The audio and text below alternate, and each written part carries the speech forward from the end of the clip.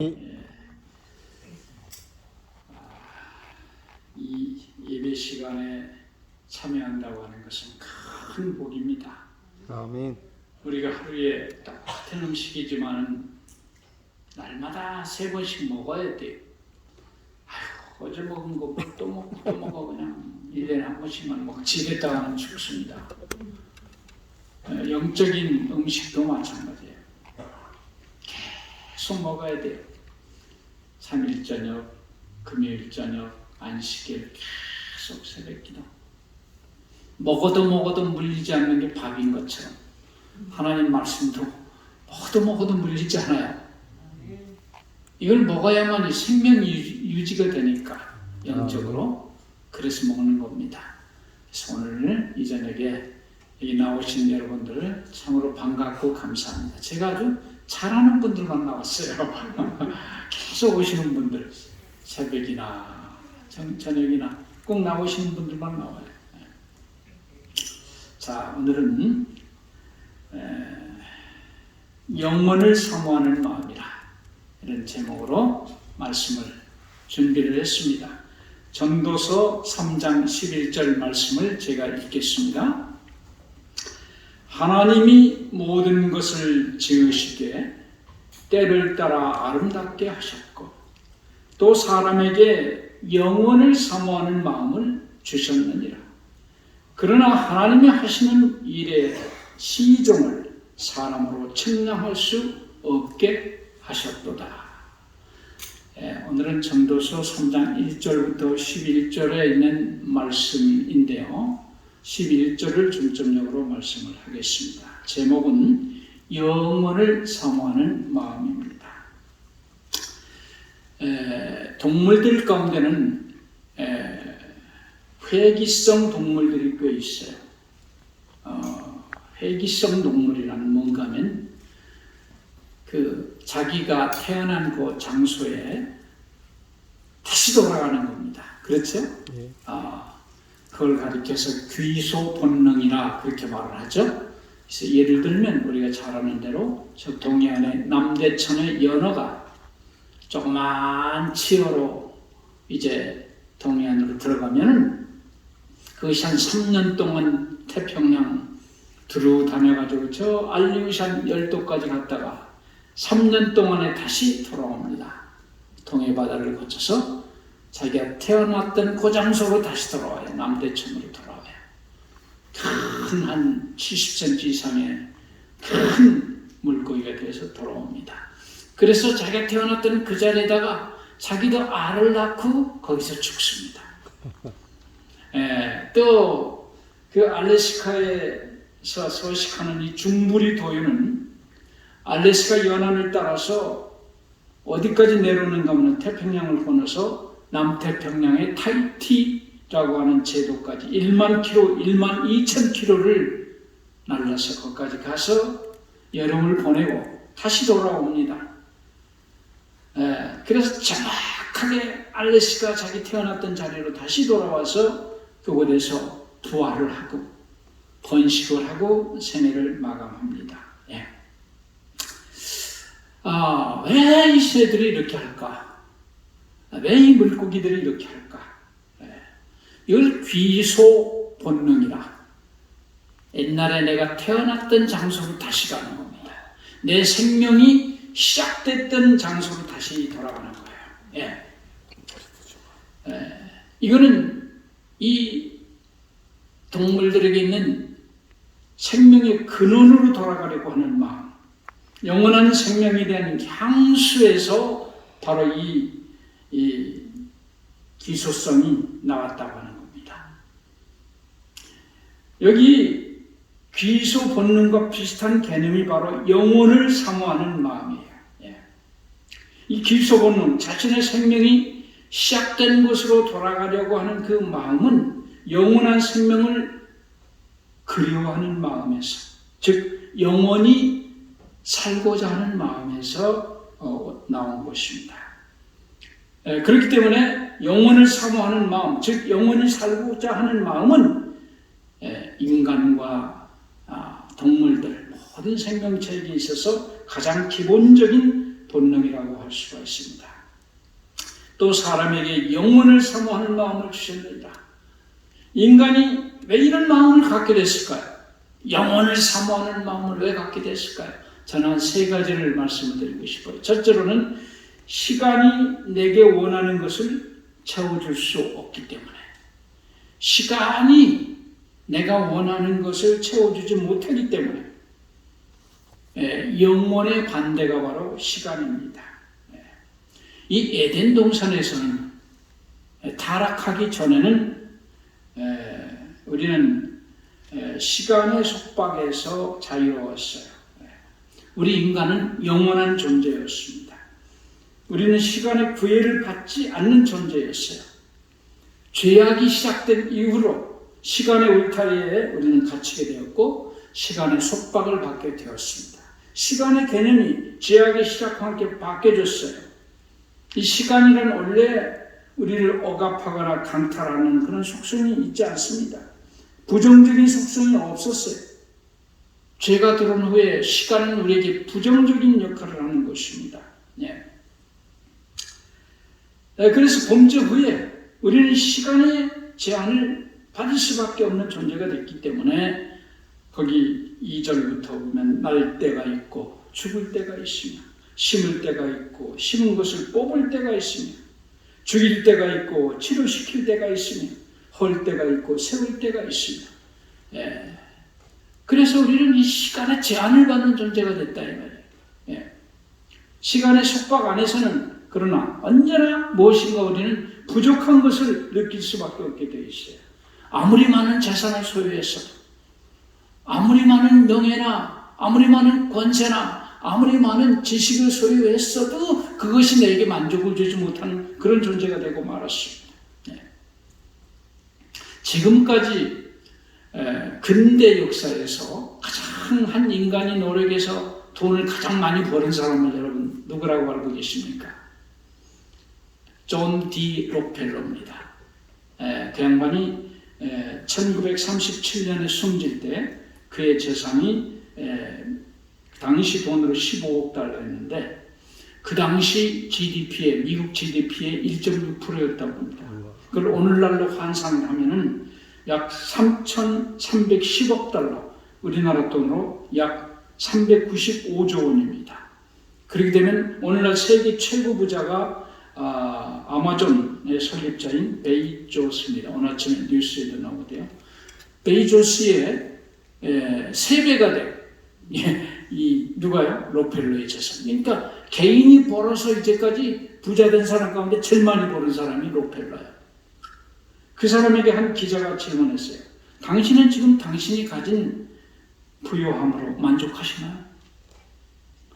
뭐라고 대답했을까요? 아니요. No. 기자가 깜짝 놀랐어요. 그러면 얼마나 더 소유하면 만족하시겠습니까? 뭐라고 대답했을까요? 조금만 더. 리틀 모어. 조금만 더 얼마입니까?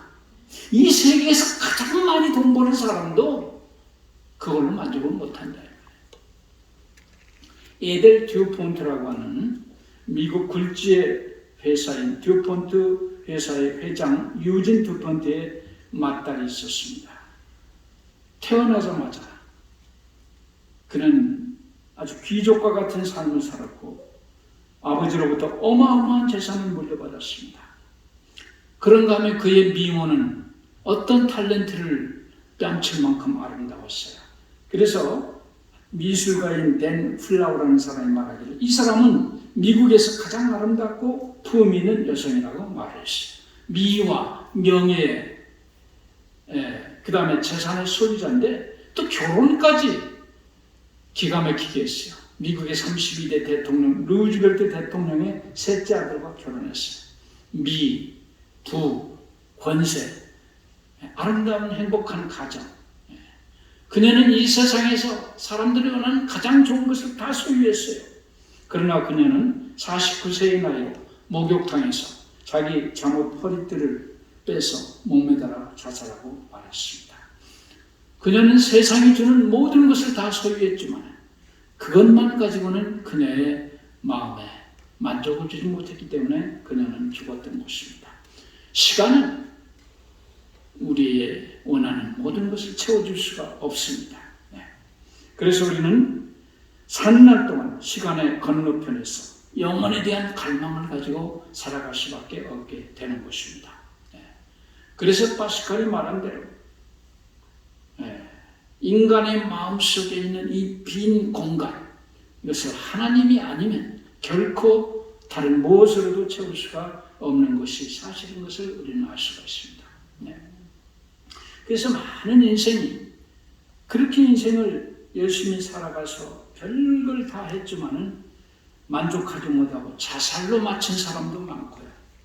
자살은 못하지만 죽지 못해서 불행하게 술이나 마약이나 어떤 쾌락이나 어떤 스포츠나 어떤 것에 취미생활에 그냥 올인하다가 허무하게 의미 없이 죽어가고 있습니다.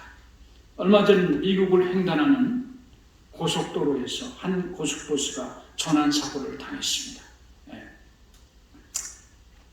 구조대 수색이 이루어졌어요.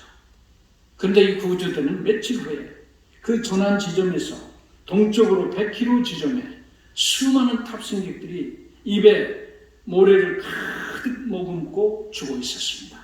입에만 모래가 있는 게 아니라 윗속에도 모래가 가득 있었어요. 그들은 목말라서 물을 찾다가 정신착란 현상이 일어나 모래를 물로 착각을 하고 그걸 퍼먹은 겁니다. 그래서 배와 입에 모래가 가득 쌓여 있었어요. 근데 나중에 보니까 참 기가 막히게 바로 그들이 조난당한 지점에서 500m만 오른쪽으로 가면은 풍부한 양의 지하수가 흐르고 있었는데 그들은 그걸 모르고 100km나 반대 방향으로 가서 죽어 있었어요. 오늘날도 이 세상에 많은 사람들이 기갈에 시달리고 있습니다. 육적인 기갈, 이성에 대한 욕망, 재물에 대한 욕망, 명예에 대한 욕망, 권세에 대한 욕망, 지식에 대한 욕망, 이런 것으로 이 욕망에 사로잡혀서 그 욕망을 채우기 위해서 헛된 것으로 배를 채우고 영원한 기갈에 허덕이다가 쓰러져 죽어가고 있습니다. 그러나 아이러니컬하게도 바로 그들 바로 곁에 그 조난자들 옆에 그 깊은 샘물이 있었던 것처럼 생명수는 바로 우리 곁에 있는 것이 예수께서 요한복음 4장 13절에 이 물을 먹는 자마다 다 목마르리라. 이 세상이 주는 물은 다 목마릅니다. 내가 주는 물을 마시는 자는 영원히 목마르지 아니하리니 나의 주는 물은 그 속에서 영생하도록 솟아나는 샘물이 되리라. 요한복음 7장 37절 누구든지 목마르거든 내게로 와서 마시라. 시간은 내가 원하는 것을 채워줄 수가 없습니다. 왜 인간은 영혼을 사모하는 마음을 갖게 됐을까요? 두 번째, 시간은 우리에게 있는 모든 것을 빼앗아가기 때문에 그렇습니다. 여러분 이 엔트로피 법칙을 아십니까 혹시? 이 엔트로피라고 하는 이 개념은 시간과 함께 시작됐습니다. 시간이 지날수록 이 엔트로피가 증가해요. 이 엔트로피는 이 연력학체 2법칙에서 나오는데요. 이 모든 에너지는 시간이 갈수록 나쁜 방향으로, 나쁜 쪽으로만 흘러요. 모든 게. 예를 들면 집을 하나 지어놨어요. 세월이 가면 갈수록 점점 더 좋은 집으로 변할까요? 점점 못쓰게 변할까요? 시간이 갈수록 점점 망가져요. 새 옷을 탁 맞춰 입었어요. 시간이 갈수록 옷이 점점 더 좋아져요. 점점 현찮아져요. 점점 나빠져요. 이게 엔트로피 법칙이라는 거예요. 연력학체 이 법칙입니다. 그래서 진화론은 이 법칙하고 정반대예요. 점점 시간이 갈수록 나쁘게 되는 거예요. 나쁘게 좋아지는 게 아니에요. 점점 뭐든지 시간이 가면 나빠져. 사람도 나이를 먹으면 먹을수록 더 좋아져요, 나빠져요. 이 제품이 쓸만해져요. 점점 그냥 선천해져요. 예? 선천해져. 요새는 말이에요. 눈은 몇 번 깜박깜박 해야 보이는 게 많아요. 옛날에는 그런 일이 없었거든요.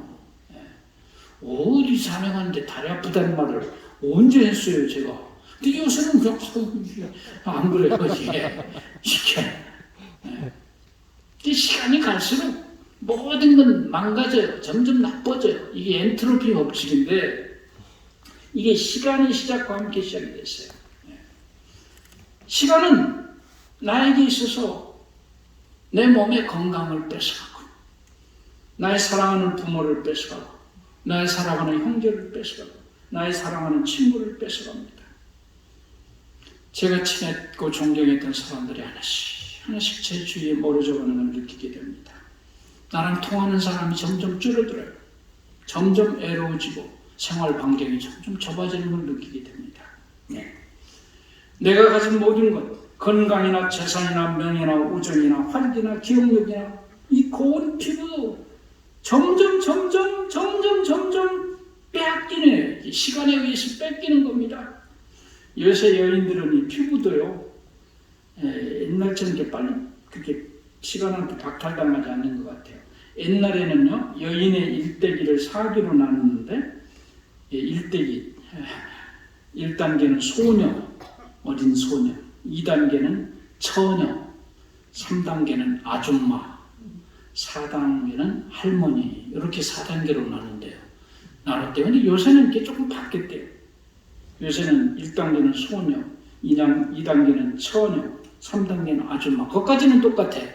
4단계에서 할머니가 없어지고 디톡스 아줌마로 바뀌었어요. 요새는 할머니가 없어. 이건 뭐 박원숙인가 그 탤런트는 73세라는데 무슨 한 45세 먹은 사람처럼 보여.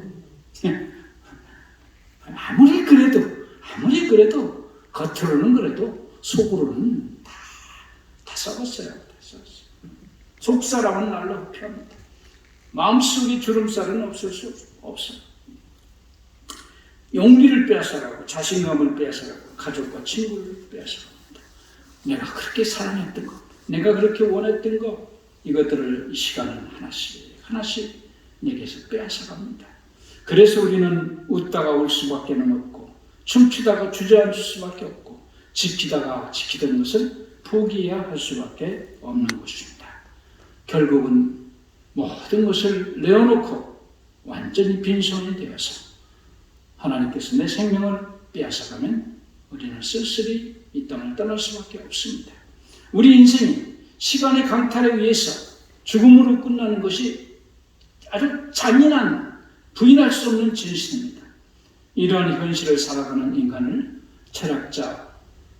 덴마크의 철학자 및 신학자인 키엘케고르는 죽음에 이르는 병에 걸린 인간이라 그렇게 표현을 했어요. 우리는 병이 걸렸어요.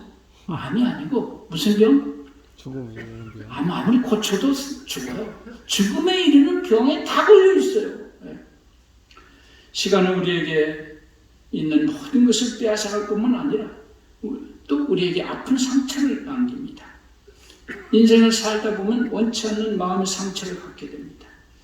때로는 일 때문에 아무런 나쁜 동기가 없는데도 사소한 오해 때문에 인간관계가 깨어집니다.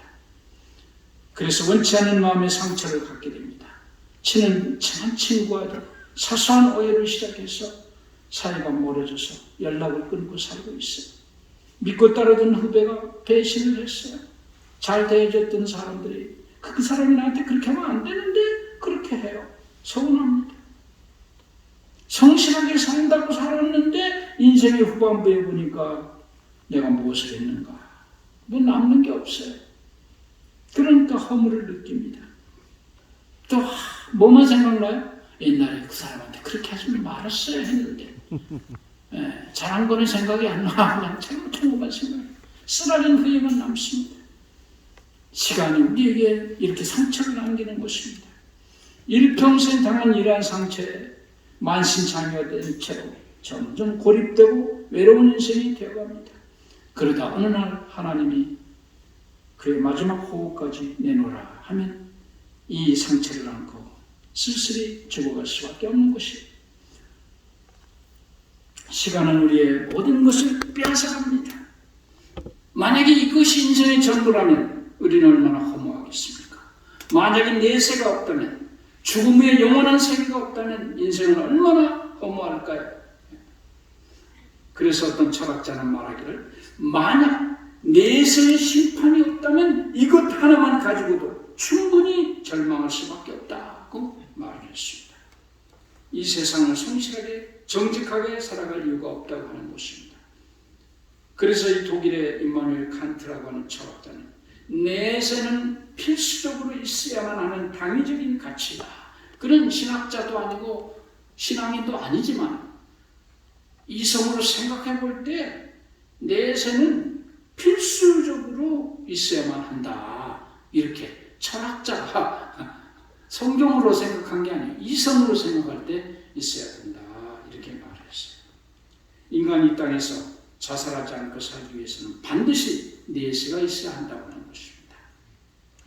그러나 인간이 스스로 그런 필요를 느끼기 전에 하나님께서는 이미 영원한 세상을 창조하시고 영혼을 사모하는 마음을 주셨어요.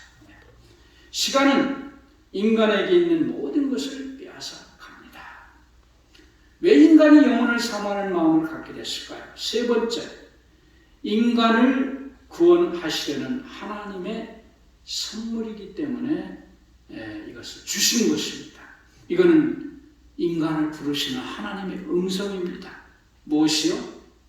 영혼을 사모하는 마음이 바로 영원한 세계로 우리를 초청하는 하나님의 음성이라고 하는 것입니다. 이 음성에 순종하지 않으면 우리는 시간의 감옥에 갇혀서 시간에 의해서 만신창이가 돼서 사라져버리지만 이 음성에 응답하면 우리는 영원한 존재가 되는 것이에요. 영혼을 사모하는 마음으로 하나님은 우리를 부르십니다. 어디로요? 영원한 세계로. 그 음성에 응답하면 되는 것입니다. 하나님께서 인간들을 부르시는 음성이 여러 가지가 있습니다. 첫째로는 양심이라고 하는 것입니다. 아무리 악한 사람이라도 양심이라고 하는 것이 있어서 악에 치닫는 것을 제지합니다. 그래서 양심대로 살다 보면 하나님을 찾게 됩니다. 양심과 하나님의 말씀은 언제나 일치하죠. 결국은 그 양심을 통해서 그 양심을 주신 하나님을 발견하게 됩니다. 양심과 같은 말로 도덕성이라는 게 있어요. 아무리 타락했던 사람이라도 기본적인 도덕성이 있어가지고 자신이 부도덕한 일을 할 때는 수치를 느낍니다. 사람이 도덕적으로 살려고 노력하다 보면 하나님을 발견하기도 합니다. 아멘. 그 다른 하나가 하나님의 다른 하나의 음성이 바로 영혼을 사모하는 마음입니다. 이 마음 때문에 인간은 생각을 하기 시작합니다. 자기의 존재를 찾기 시작합니다. 내가 누구인가를 쾌찬을 가집니다. 그런과 동시에 나를 있게 한 절대자를 생각하기 시작합니다. 에레미야 29장 13절 너희가 진전심으로 나를 찾고 찾으면 나를 만나리라. 전심으로 우리 하나님을 찾고 찾으면 만나리라. 마태복음 7장 7절 구하라 그리하면 너에게 주실 것이요 찾으라 그리하면 찾을 것이요 문을 두드리라 그리하면 너에게 열릴 것이니. 영혼을 사모하는 마음을 하나님이 주셨는데 그 음성에 응답해서 영원한 것을 추구하고 찾기 시작하면 하나님이 반드시 응답해 주신다는 것이에요. 저 칠레 서쪽에 남태평양에 이스터라고 하는 섬이 있습니다. 그 바닷가에는 평균 높이가 3.5 내지 5.6m 되는 무게 약 20톤 정도가 되는 사람의 모양을 하는 큰 돌들이 수십 개가 저 남태평양 저 수평선을 바라보고 있습니다. 그게 언제 누가 만든지는 몰라요.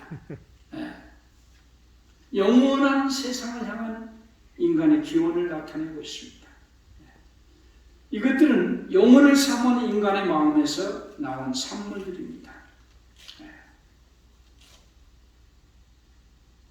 영국의 이 남부 솔즈버리 평원에 거대한 석조물이 있는데 그 석조물들 하나가 한 4톤에 달하는 거석들이 줄지어서 있어요. 그 스톤헨지라고 그러죠. 혹시 가보신 분이 계시나 모르겠습니다만 그건 역시 영원한 세상을 향한 인간의 기원을 나타내는 곳입니다.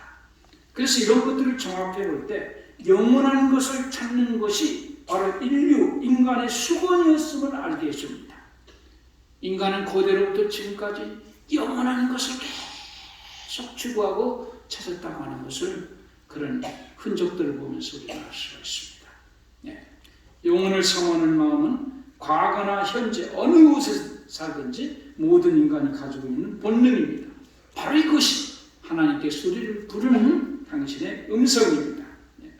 그래서 이것은 하나님이 우리 인간에게 주시는 가장 큰 선물입니다. 1963년 11월 23일입니다. 제가 초등학교 때 낮 12시 30분 미국의 달라스 시내 한복판에서 3발의 총성이 들렸습니다. 존 F 케네디 대통령이 오픈카에서 시가행진을 하던 중에 이 3발의 총성에 의해서 죽게 됐습니다. 그런데 병원에 가서 그의 호주머니를 이렇게 뒤져보니까 그가 카퍼레이드가 끝난 후에 한 연설문의 내용이 요약된 쪽지가 들어있었습니다. 그런데 그 연설문 제일 마지막에는 뭐라고 써 있었는가? 범사의 마지막이 있다. 이렇게 써 있었어요. 바로 그날이 자기의 마지막인 것을 어떻게 알기라도 하듯이 그렇게 적혀 있었어요. 그런데 바로 몇 달 전에 백악관 조찬 기도회 빌리 그레엄 목사의 설교의 제목이 지금 영혼을 준비하라. 바로 이것이었어요. 그런데 케네디 대통령이 급하게 나가면서 박사님, 다음에 백악관에 가서 이 주제로 다시 대화할 수 있을까요? 오늘은 바빠서 못하니까. 그때 빌리 그레엄이 대답하기를 인간에게 다음은 없습니다. 이렇게 말을 했는데 몇 달 후에 바로 대통령이 죽었어요. 그래서 이 빌리 그레엄 목사는 바로 그때 이 존 F 케네디 대통령과 충분히 영혼에 대한 이야기를 못한 게 그의 일생의 가장 가슴 아픈 일이라고 그가 말했습니다. 이 빌리 그레엄 박사 역시 신앙을 하게 된 게 대학교 때 럭비 선수였어요. 운동선수였는데 시합을 마치고 자기 방에 들어가지고 샤워를 탁 하면서 라디오를 틀었는데 그 라디오 속에서 한 목사님의 설교가 나왔어요. 그 설교의 내용 가운데 당신은 당신의 영혼을 어디서 보내시겠습니까? 영원한 지옥입니까? 영원한 천국입니까? 이 말에 그는 충격을 받고 하나님을 찾았다고 하는 것입니다. 영혼을 사모하는 마음은 내 영혼을 부르시는 하나님의 음성입니다. 영혼을 사모하는 마음, 우리에게 영원한 생명을 주시기 위한 하나님의 음성인데 이 시한부 인생을 살아가는 우리를 영원한 세계로 인도하는 유일한 끈이에요. 이 음성에 응답해서 나오면 아까 말한 대로 우리는 영원한 존재가 되지만 그러나 이것을 거절하는 것은 나에게 있는 유일한 생명선을 잘라버리는 것과 같은 겁니다. 하나님께서는 모든 영혼이 살기를 원하십니다. 에스겔 33장 11절 주 여호와의 말씀에 나의 삶을 두고 맹세하노니 나는 악인의 죽는 것을 기뻐하지 아니하고 악인이 그 길에서 돌이켜 떠나서 사는 것을 기뻐하노라. 이스라엘 족속아 돌이키고 돌이키라. 너희 악한 길에서 떠나라. 어찌 죽고자 하느냐 하셨다 하라. 영혼을 사모하는 마음은 인간에게 영원한 생명을 주시기 위한 하나님의 음성입니다. 이 하나님의 이 음성, 영혼을 사모하는 마음에 우리는 어떻게 대답을 해야 될까요? 영혼의 세계는 시간의 법칙이 작용하지 않는 것입니다. 영혼의 세계는 시간의 속박을 받지 않고 시간의 강탈에 빼앗기지 않고 시간에 의해서 상처받지 않는 것입니다. 그 영원한 세계가 바로 우리의 영원한 본향에서 꼭 이루어지는 것입니다. 히브리 13장 11절 참 말씀이 있죠. 이 사람들은 다 믿음을 따라 죽었으며 약속을 받지 못하였으니 그것들을 멀리서 바라보고 환영하며 또 땅에서는 외국인과 나그네를 증거했으니 이같이 말하는 자들은 본향 찾는 것을 나타냅니다. 저희가 나온 바 본향을 생각하였다면 돌아갈 기회가 있었으리라. 저희가 이제는 더 나은 본향을 사모하니 곧 하늘에 있는 거죠. 더 나은 본향이 하늘에 있는 영원한 집. 고린도후서 5장 21절에 나타난 영원한 집이 우리에게 있습니다. 우리의 믿음의 노덕들은 바로 그 영원한 본향을 사모하다가 죽어갔습니다. 예. 우리에게 영원한 본향, 영혼을 사모하는 마음을 주신 하나님께 감사를 드립시다. 그리고 우리에게 반응을 기다리시는 그 말씀을 주시고 호소하시고 우리에게 반응을 기다리시는 하나님께 응답하십시다. 그래서 영원한 존재가 되십시다. 아멘. 영혼을 사모하는 마음을 주신 하나님께 응답하면 우리는 영원한 존재가 됩니다. 영원한 존재가 돼서 영원한 삶을 누리시는 시간의 속박을 완전히 벗어나서 영원한 존재가 되시는 여러분과 제가 되기를 바라면서 말씀을 마치겠습니다. 기도하겠습니다. 자비로우신 아버지, 오늘 우리에게 주님의 사랑의 선물, 영혼을 사모하는 마음을 주신 것을 감사하는 마음을 갖게 해주셔서 감사합니다. 아버지시여, 우리에게 주신 이 영혼을 사모하는 마음이 어찌 그냥 있겠습니까? 어찌 이유도 없이 우리 마음속에 있겠습니까? 영원한 존재가 되게 하기 위한 영원하신 하나님의 부르심이라고 하오니 참으로 감사합니다. 이 음성에 응답해서 영혼을 사모하며 영원한 것을 추구하며 영원한 것을 찾는 당신의 종들이 되도록 은혜 내려 주시옵소서. 우리를 극진히 사랑하시는 우리 구주 예수님 이름으로 간절히 기도하옵나이다. 아멘.